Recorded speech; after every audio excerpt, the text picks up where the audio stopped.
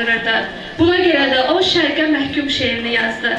Çıxış edir 6 cesni şagirdi Qurbanov İsmail. Ey şərqi, sənin üstündə cahan çarpışıyorkən, aləm səni bölməklə səadət bölüşüyorkən, övladı məsarətdə yazıb can çekiyorkən, hala da sükut etmədəsən ey evi bərbad, kimdən əcəba mandasan dərgənə imdad? Rahib kimi qovlayı həyata həvəsin yox, tərpənmədəsən kölgə tək, amma nəfəsin yox. Məhbəstəsən ancaq ki dəmirdən qəfəsin yox, zəncirini qırmaz nə tərənnüm nə də fəryad, əsrindir dəmir dövrü bandır həyat. Dünyanı əsir eylərkən bir ovuc altın, hər millət azadiliyin qurşuna veriyor. Əsrin sözü top, hak sözü top, tanrısı qurşun, acizliyə qalsan edən olmaz sənə azad. Hər gün sənə sahib olacaq bir yeni cəllad. Döndər günəşə, ateşin, saç qərbə, şimalə, nə gücün varsa topla, giriş, qət icidalə. Ya haqqımı al, ya bədöl, la məhalə, qoy güllər ya qan sulasın, yaxud ədalət. Qoy ya bəşəriyyət yaşasın, yaxud əsarət.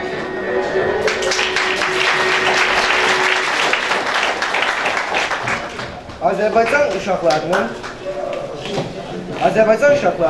qızlarının, qadınlarının taleyi Cəvət Cabbarlı yaradıcılığında silsilə təşkil edir.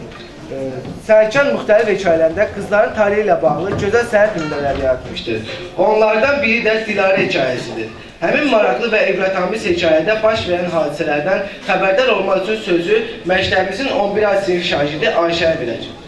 Bir dəqiqə dinç oturmayan və dinçlik verməyən Dilbər, dərs başlar-başlamaz müəllimə mən deyim deyib barmağını göydə oynadan və gürültü ilə bütün sinifdə bir həvəs, bir dirilik oyadan Dilbər bugün birdən-birə susmuş, kanatları qırılmış quş kimi yerində büzüşüb oturmuşdu. Hamı heyrət edirdi. Müəllimə belə bunu tam gətirə bilmədi. Dilbər, səndən nəcə dinç oturmuşsan, xəstə deyilsən ki qızım. Dilbər yuxudaymış kimi diksindi, başını qaldırdı, ancaq danışmadı, sustu. Müəllimə onu irəli çağırdı. Hər gün sözləri qramofon kimi bir-birinin ardına düzən Dilbər bugün qırıq makina kimi baş-ayaq vururdu. Onun fikri isə neysə uzaq bir yerlərdə, tamamilə başqa bir şeylərlə məşğul idi. Dərsdən sonra müəllimə Dilbəri müəllimin otağına çağırdı. Dilbər, sənə nə olmuşdur deyə soruşdu. Dilbər dalğın gözlərini yerə dikmiş susurdu. Bu aralıq Dilbərin sinif yoldaşı Məryəm başını əyib, müəllimə, Dilbəri ərə verirlər dedi. Aha, ərə getmək istəyirsən deyə müəllimə gülümsəmək istərkən Dilbərin kiçik bədəni titrədi. Gözləri yaşardı və birdən yox mən istəmirəm, atam verir deyə diz üstə düşdü. Dərdli başını müəlliməsinin diz üstə salıb əsəbi bir hönkürtü ilə ağlamağa başladı. Çox çəkmədi. Dilbərə elçi gəldi və Dilbəri ərə verdilər.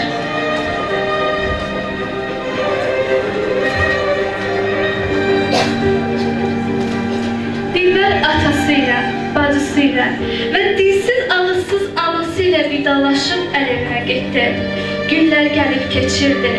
Dilbər məktəb sözünü qaldırmağa belə cəsarət etmirdi. Zaten dərsdən də qalmamışdı ki, Mirzə Kərimin anası Molla Gülsüm ona Qurandan dərs verir, müqaviləyə oturdurur, Yasin əzbərlədirdi. Ara sıra təzə çıxmış mərsiyələrdən də öyrədirdi. Dilbərin günü paymirbər öyrənmək və cümə axşamları Yasin, 3 aylıqda isə Quran oxumaqla keçirdi. Paltar-palaz yumaq, qab-qaşıq yumaq, xörək hazırlamaq və bu kimi işlər də ağır bir yük kimi Dilbərin üzərinə düşmüş, göz açmasına imkan verilmirdi. Hələ bir gün Mirzə Kərimin aylıq badəsi, şişkin, sallaq dodaqları, ciyər kimi qırmızı üzünü görmək Dilbər üçün çəkilməz bir əzab idi. Lakin çarə yox idi. Hər gün Mirzə Kərimi görüncə bir köynək ət tökür, ürəyi döyünür, bədəni əsim əsirdi. Gözlərini yummaq, qaçmaq, bir bucağa sıxılmaq, ağlamaq istəyirdi. Ancaq mümkün deyildi. O əlinin qabağına çıxmalıydı. Nəzakət və rəsmiyyətlə onu qəbul etməli, gülümsəməli, gülməli idi. Yoxsa yumruqlar, təpiklər qaçılmaz və amansız şeylər idi. Lakin hər gün yalandan bir başqa, bir bilgi, bir yerə girmək, başqa cür görünmək, ağlamaq istərkən gülmək də dadlı bir şey deyildi. Nə etmək? Qapalı bağlı qapılar, qaranlıq məzzar kimi dalğın suskun bir ev. Bir yana gedə bilmir, kimsəni görə bilmir, dərdlərini söyləyə bilmirdi. Atasının evinə belə getmək haqqı yox idi. Dilbər dilikən qara bir məzara gömülmüşdü. Ən yaxşı günü döyülərkən gözünün altı göyərmiş, bir halda bir bucağa sığınıb ağladığı və xəstələnib əlinə yaxınlaşmadığı vaxtlar idi. Zaten Dilbər son zamanlar tez-tez xəstələnirdi. Oynaq, sevinç bədəni büzülmüş, şuxluğunu itirmiş, gözəl gözləri dərməymiş, əl-ayaqları saralmış, uçmuş, daim gülümsər dodaqları solmuş, qurumuş, əsəbi bir titrəklik qalmışdı. Ara sıra Quran oxurkən fikri dolaşır, düşünür keçmişlərini, uşaqlığını, şən oynaq gəncliyini, məktəb yoldaşlarını, bütün ümidlərini xatırlayır, bütün varlığı sarsılırdı. Nə etmək? Talə beləymiş. Günlər keçir, Dilbər mühiti getdikcə qaralır, ağır bir daş kimi qaranlıq bir quyunun dibinə düşürdü. Getdikcə daha artıq, daha qatı bir qaranlığa batır, inişir qalırdı. Ara sıra bir şeyler düşünürdü. Lakin yenə bütün düşüncələri nədənsə atasının ölmüş atı və 600 manat borcu ilə bitirdi.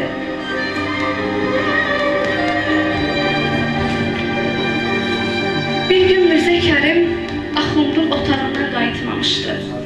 Ancaq qayıtmasına az qalmışdı. Dilbər qalxdı, qapını açdı, bayıra baxdı. Bulaşıq bir gecə idi. Külək bəzən şiddətlə çırpınır, damarlarının bacarlarını taqqıldadır, bəzən heç yoxmuş kimi susurdu. Göydə ağ buludlarla dolmuşmuş kimi örtülür və yer üzünü qaranlıqlara boğur, gah da yavaş-yavaş buluddan çıxıb bir neçə saniyə üçün yer üzünə xəstə, sarı, ölgün bir işıq atırdı. Dilbər bayıra çıxdı, yavaşca həyətdən keçdi, küçə qapısını açdı, baxındı, kimsə yox idi. Bir qədər düşünüb də qayıdı, açıq qalmış ev qapısına baxdı. Qaranlıq içərisində pəncərə ilə qapı, lampanın sarı işığında vərəmində iki göz kimi baxırdı. Dilbərin ürəyi sıxılırdı və birdən başı açıq küçəyə atılıb, dustaqdan qaçmış kimi bir həyəcan içində qaçmağa başladı. Haraya, özü də heç bilmirdi. O ancaq qaçmaq, bu dirilər məzarından uzaqlaşmaq istəyirdi. Bu aralıq Dilbər döndü baxdı. Qapıya bir qaraltı yaraşırdı. Bu şübhəsiz Mirzə Kərim idi. Dilbər bir qırpım dayandı. Qorxudan bədəni titrəyirdi. Külək uğuldayır, sanki bir səs ona qayıt, qayıt deyirdi. Lakin Dilbər küləyi dinləyəcək bir halda deyildi. Yaylığının ucları yaxalanmış, əsəbi addımlarla irəli atılmış, qaçır, mütəmadi qaçırdı. Artıq en uzaqda qalmışdı. Külək ilişmiş, yıxılmış əlləri, dizləri əsrimişdi. Lakin Dilbər bunların fərqində varmırdı. O yenidən qalxırdı, yürürdü. Harada olduğunu bilmir və bəlkə də heç düşünmürdü. Ancaq acıqlı dalğaların yalçın qayalara çarpıb bir gürültü qoparması sahədə olduğunu xatırladırdı. Ay bulud altından keçmiş, bütün kainat qaranlığa bürünmüşdü. Ətrafda kimsə yox idi. Hər tərəfdən vəhşi bir təbiət, qatı bir qaranlıq Dilbər bürümüşdü. Gecənin qaranlığı içərisində yalnız küləyin qorxunc gurultusu Dilbərin qulağında uğuldayır, qarşısında Kaspinin yırtıcı dalğaları hiddətlə qayalara çarpır, döyüşür, bağırır, yalçın qayaları, sərt daşları qoparmaq, yıxmaq, öz ağışını alıb udmaq istəyirdi. Dilbər isə heç bir şey görmədən, düşünmədən bu kimsəsiz təbiətin ortasında yürür. getdikcə evdən uzaqlaşır və qatı bir qaranlığa batırdı. Haraya? Ne üçün? Nasıl Dilber özü də bilmirdi. Artıq sahildə gecənin qaranlığından başqa bir şey görünmürdü. Küləyin uğultusundan və dalgaların acıqlı bağırtısından başqa bir şey eşidilmirdi. Dilber qaranlığa qatışmış, gecə Dilberi utmuşdu.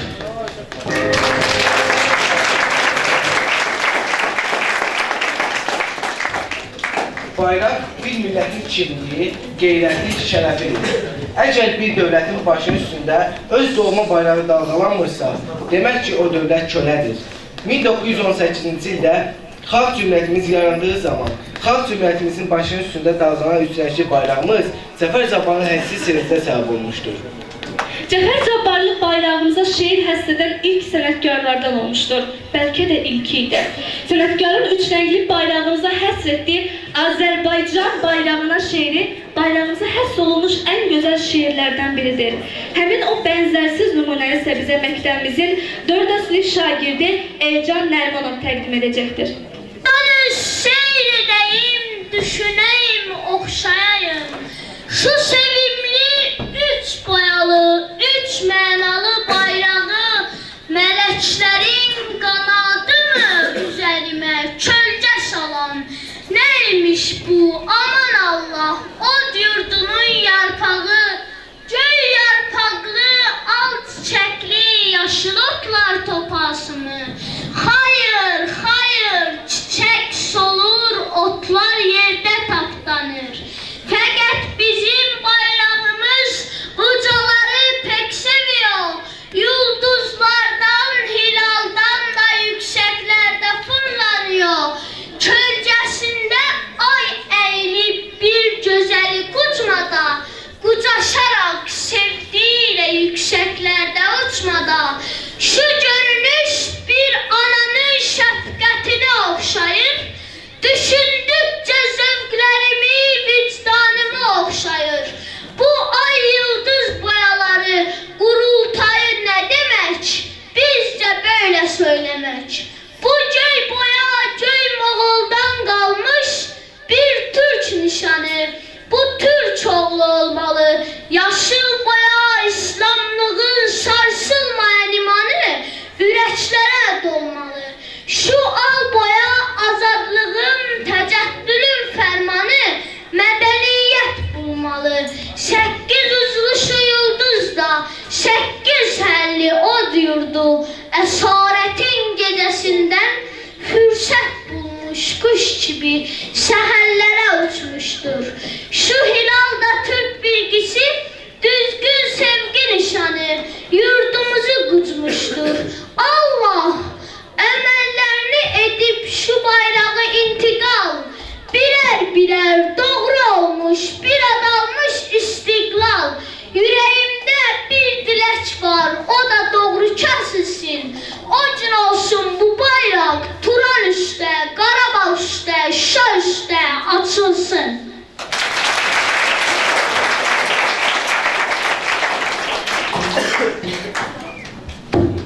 Cabbarlı Azərbaycan ədəbiyyatında daha çox dram əsərlərlə tanınmışdır.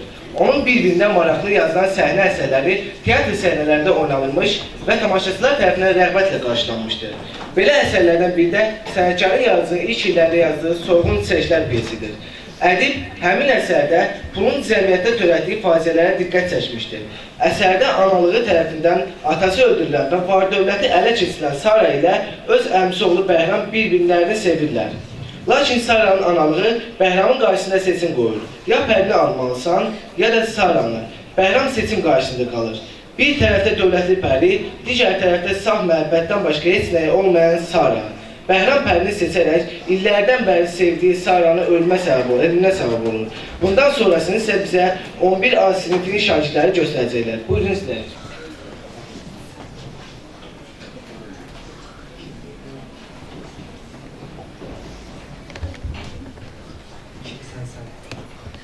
Başa düşə bilmirəm axı. Mən xəyanətkar mıyım? Bəhram sən belə olmalı deyildin axı. Bax, yenə başım qarışır. Mən adi bir vicdansızam. Mən pula satılmışam.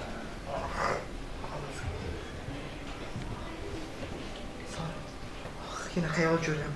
Sara. Sara, Sara gitme. Sara geri qayıt, Sara.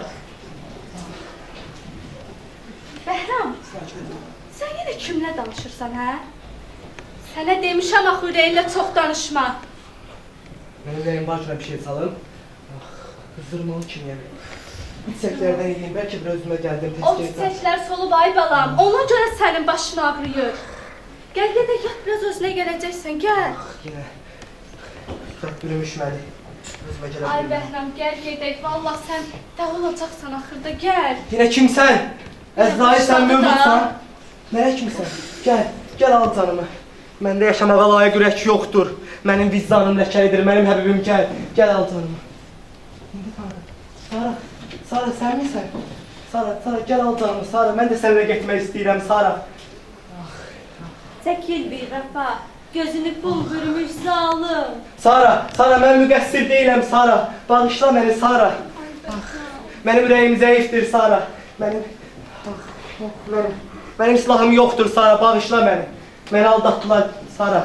Məni o hiləgər pəri aldatdı. Bax, o xəbis mənim gözlərimi bağladı, Sara. Nə hiləcə? Bağışla məni, Sara, bağışla. Bağışla, əmi qızı. Ket günahından, mən sənə xəyanət elədim, Sara. Bura bax, ay balam. Dəli olmuşsan? Vallahi bundan sağalacaq adam olmaz. İnsanı fəlakətə səvq eləyir. Qovmaq gərək, uzaqlaşdırmaq gərək. Bəhram, sənə nə olub? Niyə belə eləyirsən? Məyər Saranı sevirdin? Məni niyə alırdın, hə? Məni sevirsən Mən səni sevmirəm. Nə oldu? Mən bu çiçəkləri sevirəm. Bax bu solğun çiçəkləri. Onlar Saranın əlləri ilə bəslənir. Bax bu solğun çiçəkləri sevirəm. Bu solğun çiçəkləri sevirəm. Məcər Saranı istəyirdin, hə? Onda burada nə işin var, hə? Onu söylə mənə, burada nə işin var? Neynək? Bəhram elə olsun. Get, çıx get, rədd ol buradan. Get, axtar məzarından Saranın sümüklərini tap onu istə. Bu saat, bu günlərdə bunu apazdıraram. Əbdi! Qoymaram, yox, çəkil deyirəm sənə. Burax məni. Onlar Saranın yadigarlarıdır. Onlar zərifdirlər, dözməz. Xəbis əllərə dözməz onlar, solarlar. Elə oldu. Məyər Saranı istəyirdin? Məni niyə alırdın, hə? Məni niyə alırdın? Aldatdın məni, Pəri, aldatdın. Aldatdın? Get, yağlarımı təzələmə, Pəri, get. Mən sən aldatdım. Balam, mənə kişi azmış.